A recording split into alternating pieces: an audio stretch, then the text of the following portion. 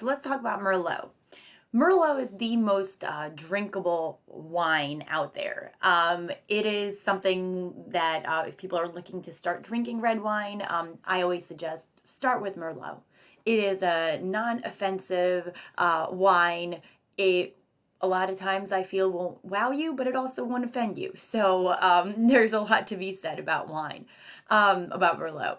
So it's kind of interesting, and I like to start off our lecture with a funny clip from a movie called Sideways that came out a couple of years ago. It seems longer than it should have.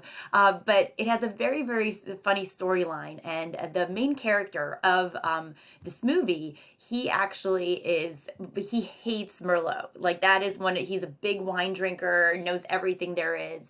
And he absolutely despises Merlot because he thinks it's too simple. He thinks it's too common. And this little clip, and I'm sorry, there is profanity. It actually kind of destroyed Merlot and Merlot sales for a long time. So just go ahead and watch it. Just try to be your normal, humorous self, okay? The guy you were before the tailspin. Do you remember that guy? People love that guy. Don't forget, your novel is coming out in the fall. Oh, really? How exciting. What's it called? Come here, Mons. Come here.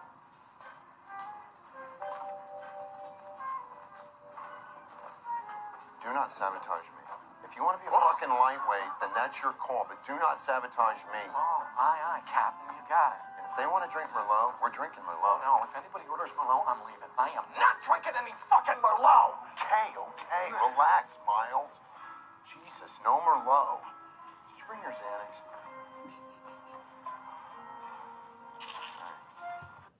So that's kind of a funny take on Merlot, but it actually is. It was absolutely crazy. So after Sideways, Merlot, which was very strong, it had very, very strong sales in the United States, it literally plummeted. I mean, it was like the worst thing that if you served Merlot, God forbid, at your dinner party, people were like, oh my God, what are you? Like, you don't know anything about wine.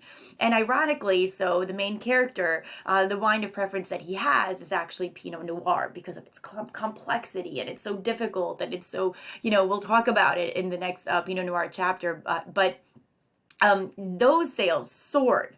So I remember at the time I was running a bar in Florida, and oh my gosh, it's like with it overnight, people were coming in.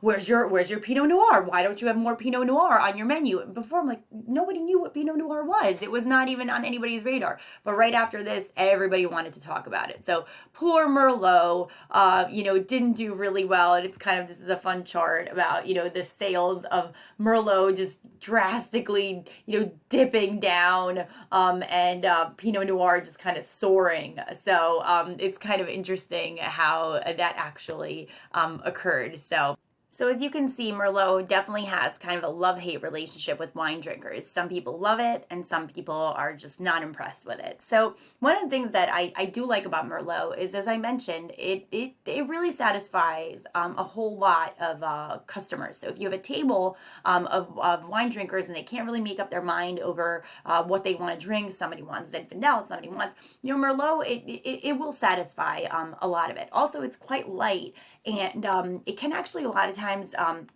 take the place of some white wines as well. So for non-traditional, some people are like, if you have a salad, you have to have white wine. Well, Merlot, a lot of times, because of its lightness, it can actually go very well with some items that traditionally might not be thought to be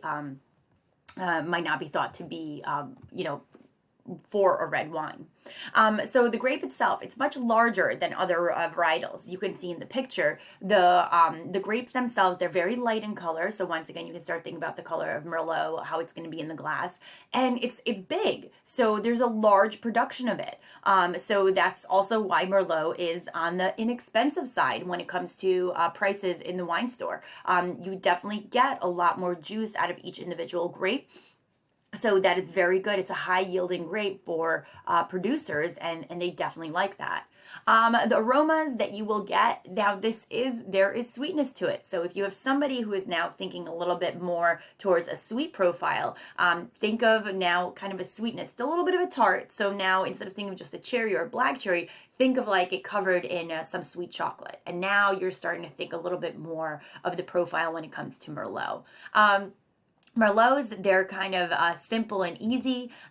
They are, easily grown. They actually do fairly well in a little bit of cooler climates. Up in New York State, upstate, Austria, even Switzerland has actually some pretty good ones. So you will find these kind of a lot of different places.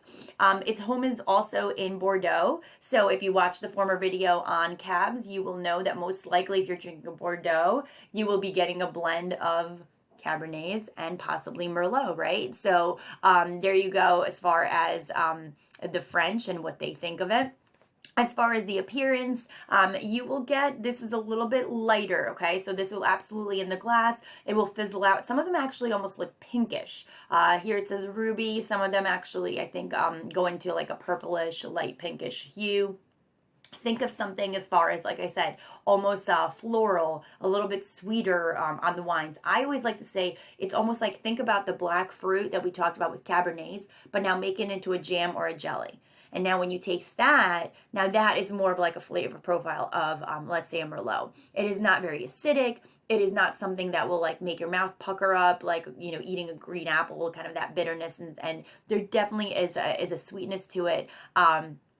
And as far as ageability, not as much as Cabernets, not as much as Pinots. Even if it comes with a recommendation, that recommendation will only be like 4 to 8 years. So definitely not something like, oh, I'm saving a Merlot from the 70s. Okay, that's gone. There's no way that could ever be good. But like I said, it does have its positives. It is a entry-level wine. If you're starting to get into red wines and drinking them, Merlot is actually a fantastic way to start.